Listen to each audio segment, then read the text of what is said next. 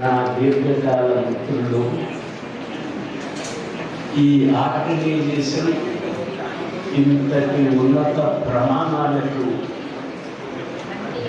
తీసుకువచ్చి కృషి చేస్తున్నటువంటి సిస్టర్స్ బ్రదర్స్ వారందరికీ నా నమస్కారం తెలియజేస్తున్నాను.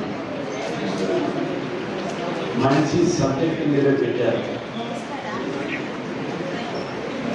Piece, unity and credibility. శాంతి, సమైక్యత, విశ్వసనీయత, ఈ మూడు భావాలు ప్రజల్లో లేకపోతే ప్రజల్లో తేవడానికి గుర్తింప చేయాల్సిన బాధ్యతను స్వీకరించినటువంటి జర్నలిస్టులు బాధ్యతను విస్మరిస్తే సమాజం ఏ రకంగా ఉంటుందో ఒకసారి ఆలోచించారు. శాంతి, సమాజ అభివృద్ధి, మొత్తం ప్రపంచ శాంతిని, భారతదేశ శాంతిని, ప్రపంచ శాంతిని కోరుకుంటున్నటువంటి వాళ్ళు.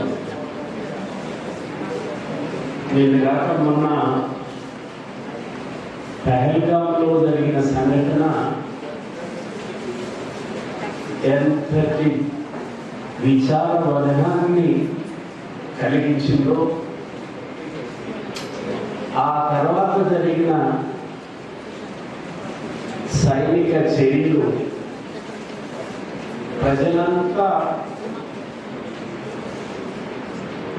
ఏది జరగబోతుంది అన్న భావంతో ఎదురు చూస్తున్నటువంటి స్థితి. ఇది మన భారత ఉపఖండంలో జరుగుతున్న పరిణామం. పక్కన పాలస్తీనా, ఇజ్రాయిల్ మిత్రులు చెప్పారు. ఆ పైన ఐరోపా ఖండంలో రష్యా, ఉక్రెయిన్లో జరుగుతున్న పరిణామాలు ఈ సమాజానికి, సమాజం అంటే మనం కాదు, మొత్తం ప్రపంచ జనాభా సమాజం. ఈ సమాజ అభివృద్ధి జరగాలన్నా, ఆర్థిక అభివృద్ధి జరగాలన్నా, మానసిక వికాసంగా ఉండాలన్నా యుద్ధాలు కోరుకోకూడదు, యుద్ధాలు జరగకూడదు. ఇవాళ యుద్ధం అంటే మనుషులు చేసేటటువంటి పని కాదు. యుద్ధాలు ఈ సాంకేతిక శాస్త్ర సాంకేతిక యుగంలో రాకెట్లు చేస్తున్నాయి. యుద్ధాలు కొత్తగా వచ్చినటువంటి తెలుసు మీ అందరికీ. వేలు లక్షలు పంపిస్తున్నారు మనిషి లేకుండా. యుద్ధాలు, మనం న్యూక్లియర్ బాంబులు విన్నాం, హిరోషిమా నాగసాకి. ఇవాళ న్యూక్లియర్ బాంబు కాదు, ఆటమిక్ బాంబు చేసింది. అందువల్ల ప్రపంచ శాంతి ఖచ్చితంగా ప్రతి పౌరుడు శాంతియుతంగా బ్రతకాలనేవాడు ఆలోచించాల్సినటువంటి అంశం. ఐక్యత, యూనిటీ. మనలాంటి దేశంలో ఇతర దేశాలలో 1-2 మతాలే ఉన్నాయి తప్ప మనలాంటి దేశం లాంటి పరిస్థితులు ఈ ప్రపంచంలో ఎక్కడ లేవనుకుంటారు. ఎన్ని మతాలు, ఎన్ని కులాలు, ఎన్ని ఉపకులాలు ఇవాళ విడిపోతున్నటువంటి స్థితిని చూస్తే అందరికీ బాధ కలుగుతుంది. ఏంటి, మత ప్రాతిపదిక మీద, కుల ప్రాతిపదిక మీద, ఉపకులాల ప్రాతిపదిక మీద విడిపోతున్నామే, ఈ సమాజం ఎక్కడికి పోతుందన్న భావన కలిగినప్పుడు మనం ఒక మాట కూడా ఆలోచించుకోవాలి.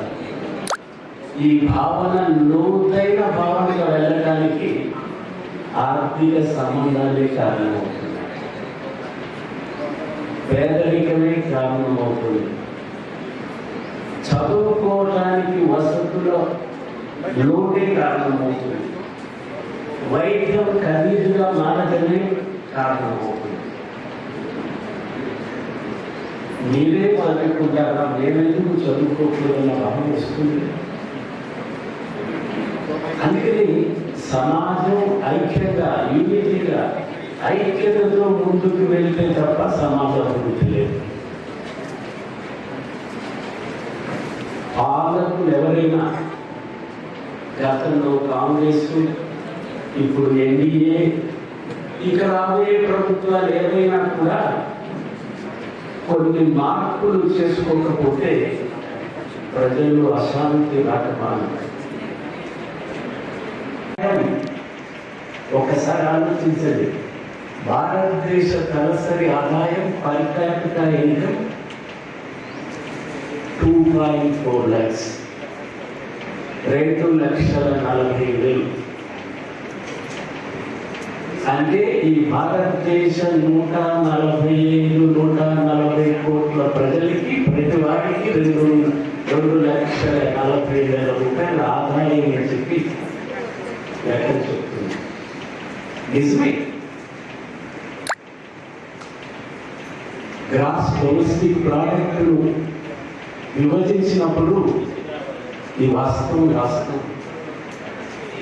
కానీ నాకు తెలుసు, ఇక్కడ కూర్చున్న నా మిత్రులు 2,40,000 అంటే సంవత్సరానికి 20,000, 20,000, 20,000 ఆదాయం రాని మిత్రులు కూడా ఇక్కడ ఉన్నారని చెప్పడానికి నాకేమీ సందేహం. నెలసరి ఆదాయం 20,000. ఒకసారి మనం ఆలోచించుకుందాం.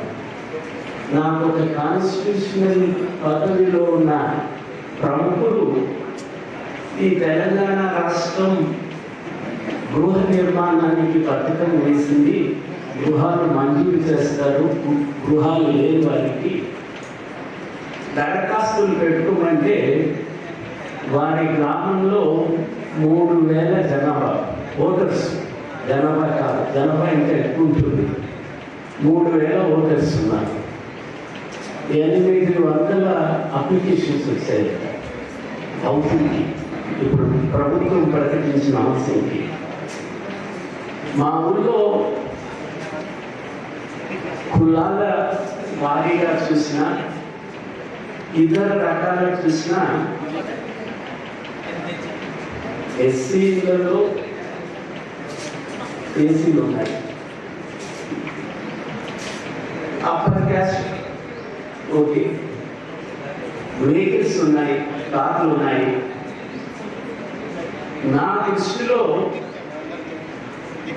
ఒక 14-15 మంది నిరాశ్రయులుగా ఉన్నారు తప్ప 800 ఉంది దరఖాస్తు.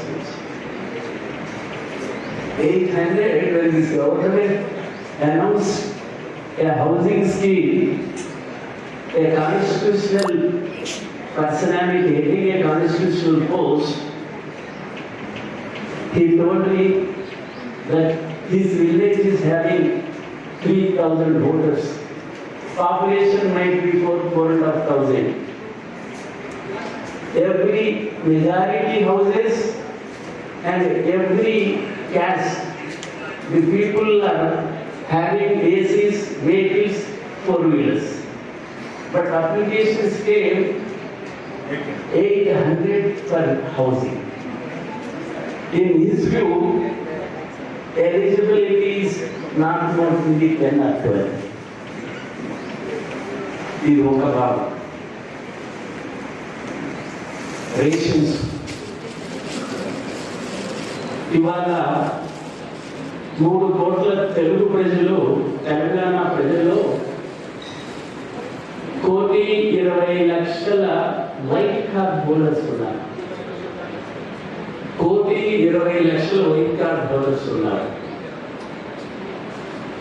White card is below the poverty line.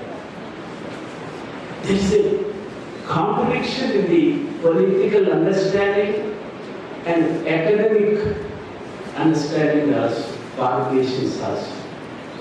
Per capita is not a